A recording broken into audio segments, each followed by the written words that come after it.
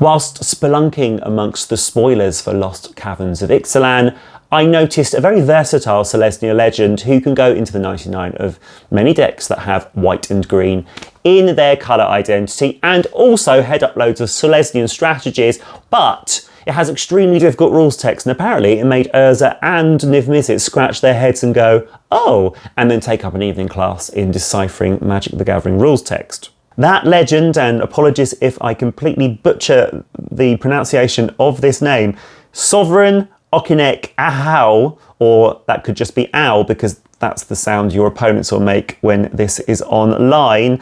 It is a legendary creature cat noble 3 Thor with ward 2, and whenever Sovereign Okinec Ahau attacks, for each creature you control with power greater than that creature's base power, put a number of +1/+1 counters on that creature equal to the difference. So let's get into this rules text. The simplest way to explain it is that it triggers whenever Sovereign attacks. It triggers for each creature that you control that has greater power than its base power, and then those creatures get +1/+1 counters equal to the difference. In the 99 of various decks, it makes a Joda the Unifier game plan less vulnerable to his removal, because after one attack with Joda out, your legendary creatures retain the buff Joda gives them.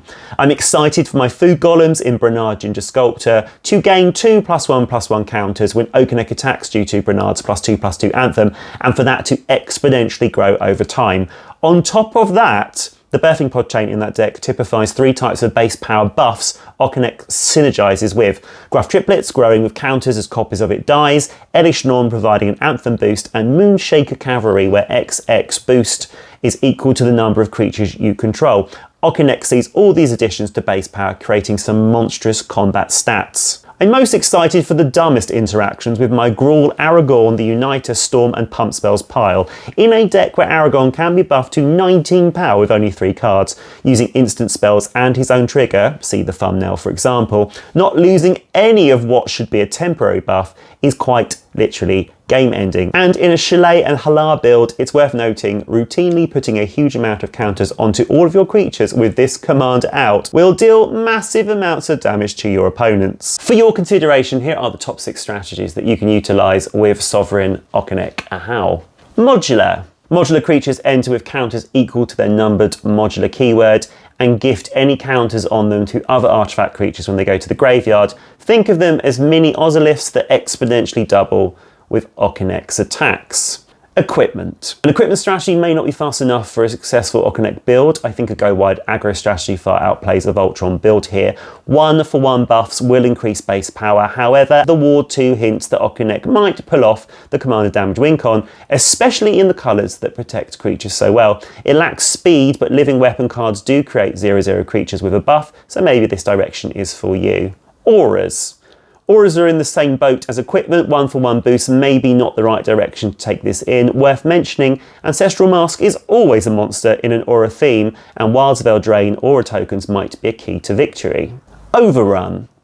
Overrun spells benefit a go wide strategy and retain the until end of turn XX buffs given by cards like Blossoming Bogbeast and Knight of Sweet's Revenge, or with multiple specified buffs on a card like Motivated Pony. The beauty of this strategy is that it can quickly turn a 2/2 bear attacking with Okinec into an 8/8 with Trample, with 3 power from the spell and 3 power from the counters, making up the difference in base power. Our silver place strategy, Okinec is nuts with decks that quickly put +1/+1 counters on everything like Kylus, a Guardian Emissary, or Bess, Soul Nourisher, rewarding your efforts by doubling them upon the big cat's attacks. Throw in Cathar's Crusade, and don't forget to bring your D20s. Number 1, anthems with go wide tokens and low cost utility creatures. Your first few turns involve getting those anthems and 1 or 2 mana cost creatures out, and the best low cost creatures here will be stacks and ramp pieces. Slow them down, speed up the emergence of Okinec, and then none of those creatures are wasted as they become giant beaters. At our top end, cards like Tervagon, Pentavus and Avenger of Zendikar can create an anthem buffed token army while our opponents are still feeling the sting of taxed or denied spells.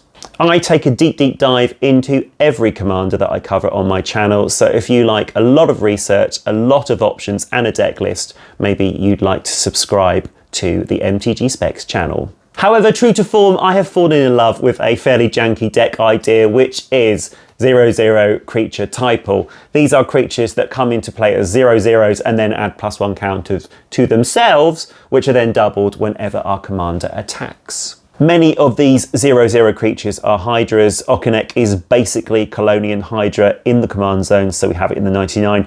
And then we enjoy the company of other Hydras that can be grouped as so. Capricopian and Feral Hydra are both craftable with X and introduce a fun minigame for players who can choose to add counters to them. Capricopian to redirect its attack, and Feral Hydra is a kind of political join forces creature to maximise the damage one player might take in combat. Hooded, Lifeblood and Vastwood Hydra all have dice triggers, creating 1/1 snakes, gaining life and drawing cards, and redistributing counters equal to the numbers of counters on them as they hit the bin respectively.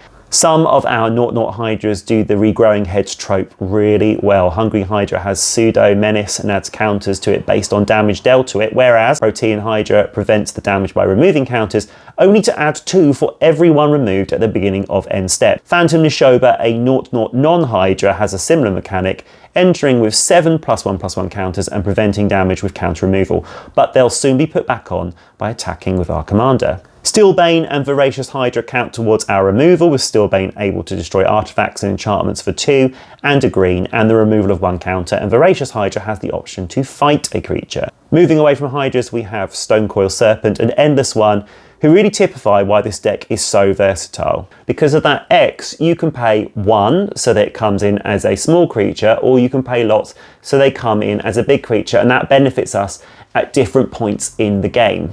Need a creature to destroy an artifact or enchantment with Aura Shards? Pay a small amount of mana to get it on the field. Need to draw with Beast Whisperer? Just pay 1 into X. Want to draw big with Momentous Fall or cast the Great Henge for 2 green mana? Go big with what you put into X. And so the same goes for needing a chump blocker or a big beater. We have so much flexibility. Rounding off our 0/0 creatures, we have Walking Ballista, which enters with +1 counters equals XX, and we can remove 1 to deal 1 damage. Pretty reliable removal in a deck that is exponentially doubling its counters. Support for our strategy includes Kutsil Malamet Exemplar, who was obviously built for Okinec. A stack's ability stops our opponents from casting spells during our turn, but also has the same templating about power greater than base power on its rules text and draws us a card. Chameleon Colossus. I love this stretchy changeling weirdo who can grow by XX, where X is its power. He's the poster child for exponential growth in this deck, and a changeling, so therefore an honorary Hydra. Plus that mono black player is basically done for.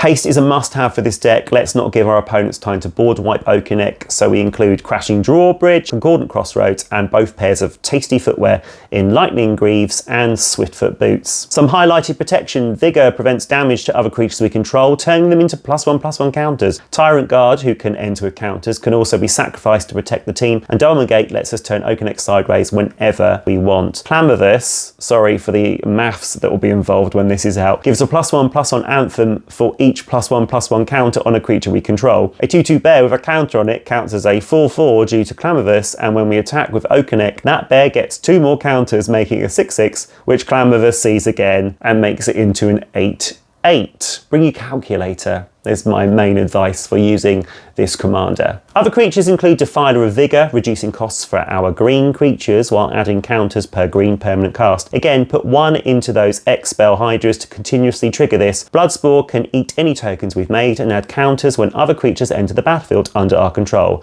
That's enter, not cast. Avenger of Zendikar's plants will be hench saplings before your opponents can dig for the Weed Killer. There's lots of removal in the deck, but I just wanted to highlight one piece. Sunfall, because it leaves behind an incubator token which has the 0/0 Phyrexian artifact creature on the back, and then we have overrun effects like Overwhelming Stampede, Overwhelming Encounter, and how could I? Triumph of the Hordes. I enjoy the interaction with Overwhelming Encounter and Okinec, even if you roll 1 to 9 and give the creatures +2/+2 until end of turn. With the big cat attacking, they get the 2 counters you would have got with rolling 10 to 19, so you've got very little to lose.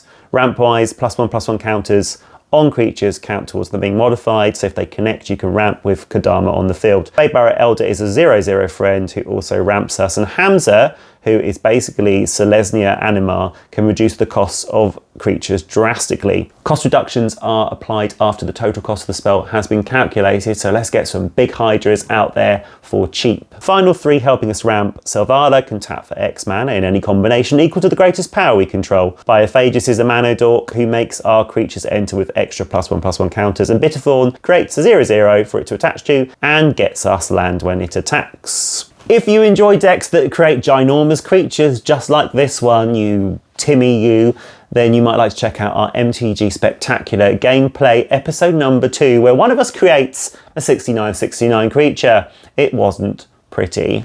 I'll be back with more commanders from this beautiful set, and if you enjoyed this humble free content today, a like and subscribe would mean the world to me. Until then, I have been Lee, and this has been MTG Specs.